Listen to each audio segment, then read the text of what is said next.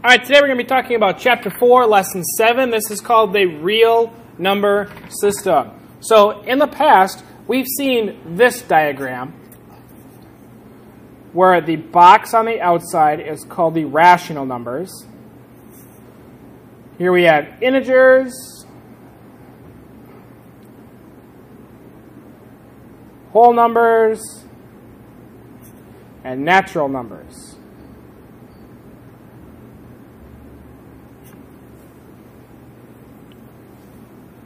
So some examples of natural numbers would be like 1, 2, 3, 4, and so on.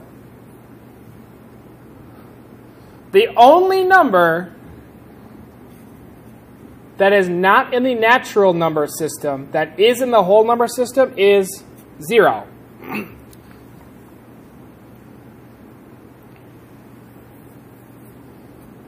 In the integers, it takes all the whole numbers, which are positive numbers that have no decimals or fractions, and now we have negative numbers.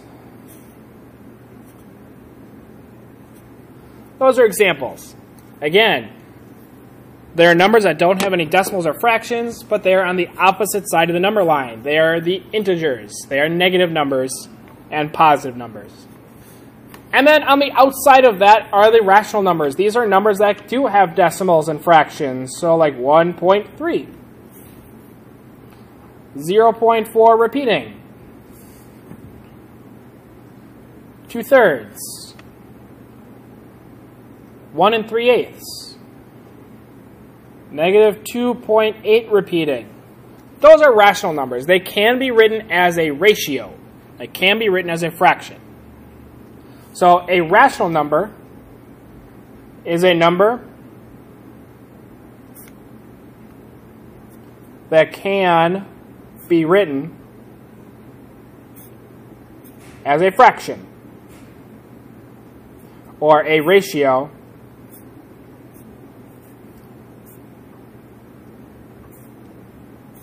of two integers.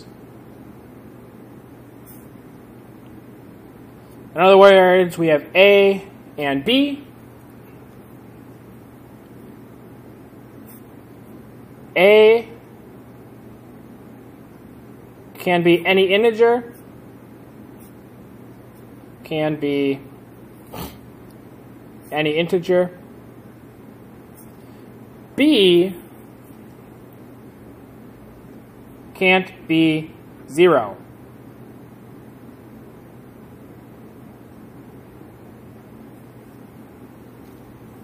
But it can still be any other integer.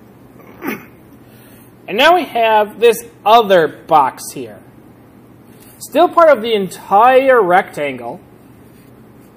The entire rectangle is called the real numbers.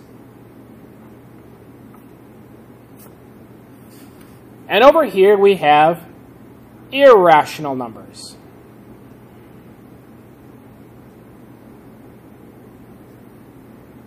And these are numbers like pi, square root of 2. These are irrational numbers. Irrational numbers are numbers, or is a number that can't be written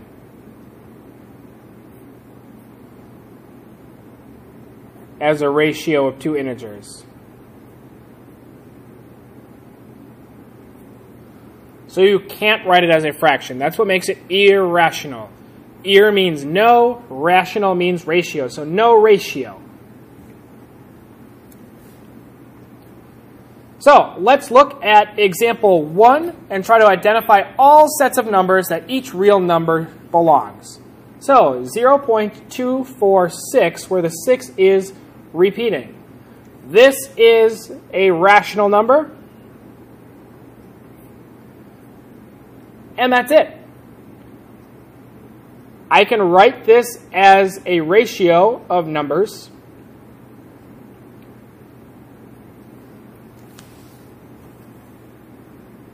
And that fraction should be, I believe it's 245 over 900.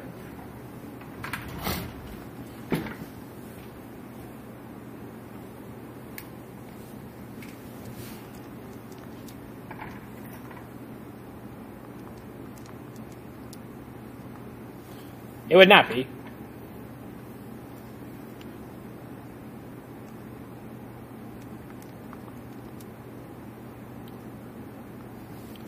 But it is a repeating decimal, which changes, or which creates this to be a rational number, because repeating decimals can be written as a ratio. Letter B, square root of 17. This number here is an irrational number. The reason why we know that is because we take the square root of a non-perfect square. 17 is not a perfect square. 16 is, but 17 is not. So the square root of an or not a perfect square is an irrational number. Letter C, negative 7.25. This is also a rational number because I can write this as a fraction of negative 7 and 1/4.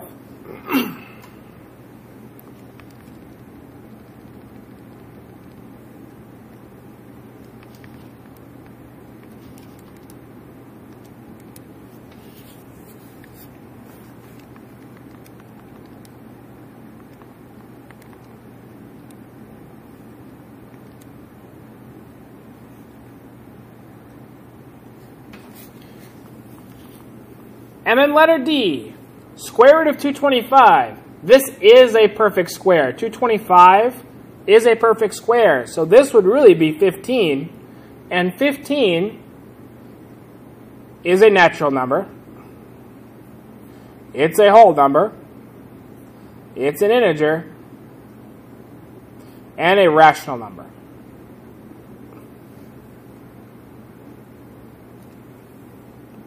The reason why it's all of those is because it's a natural number, which fits in here. And natural numbers all fit within the whole number system. So it's also a whole number.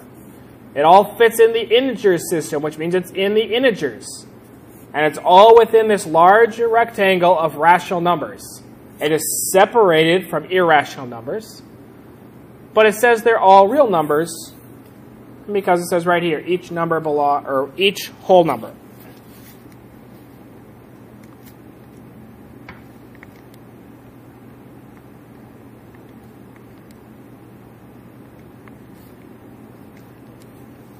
All right. Example 2, it says fill in the circle to make the statement true. So what we want to do is get each of these to be a decimal form. So the square root of 125, first of all, is not a perfect square. But this is 11.1803, and then it continues on forever because it's an irrational number. So we're just going to do that. And then 11 and 7/8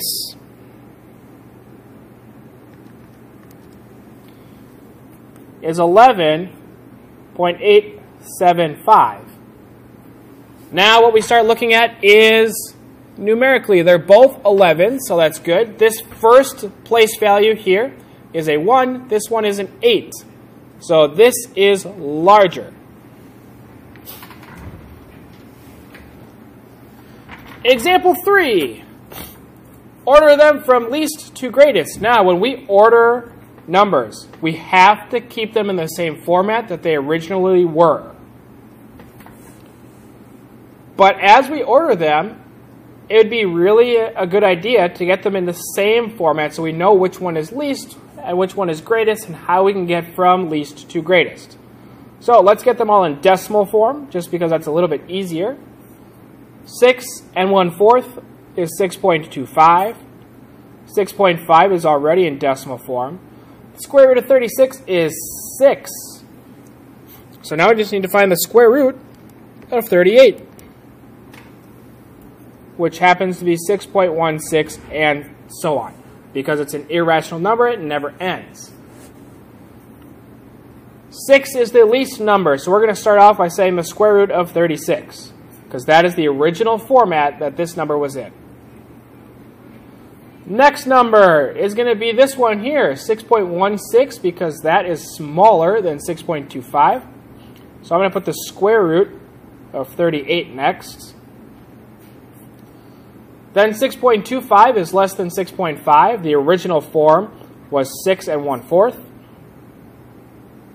And then the last number would be 6.5 at the end. So that is written from least to greatest.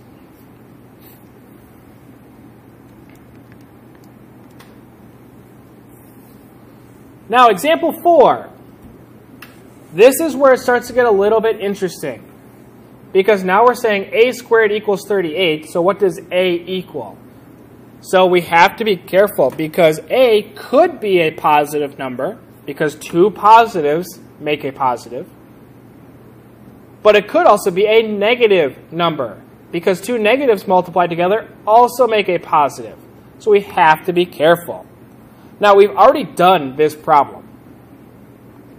We take the square root of both sides, so a would be the positive and negative square root of 38. And we've already done this one because up here, we've done the square root of 38. That was 6.16 and so on and so forth. It says to round to the nearest tenth.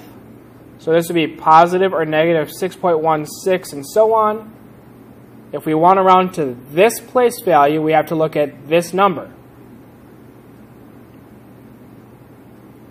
If this number here is 5 or more, we raise this number up 1. If it is 4 or less, we let this number rest. So because it is 5 or more, it's 6. This is going to be a positive and negative 6.2. It can also be written as 6.2 or negative 6.2. It can't be both. Because if it's both numbers, 6.2 and negative 6.2, multiplying those two numbers together, I would get a negative number in here. And I don't want that. Letter B. It says a to the third power is 125. 125 is one of our perfect squares. And if we recall from last lesson with square roots and cube roots, the cube root of a positive number will be a positive number. If this would have been a negative 125, this would have been a negative 5, because the cube root of a negative number is a negative number. All right, so this is the end of lesson 7. If you have any questions, please let me know.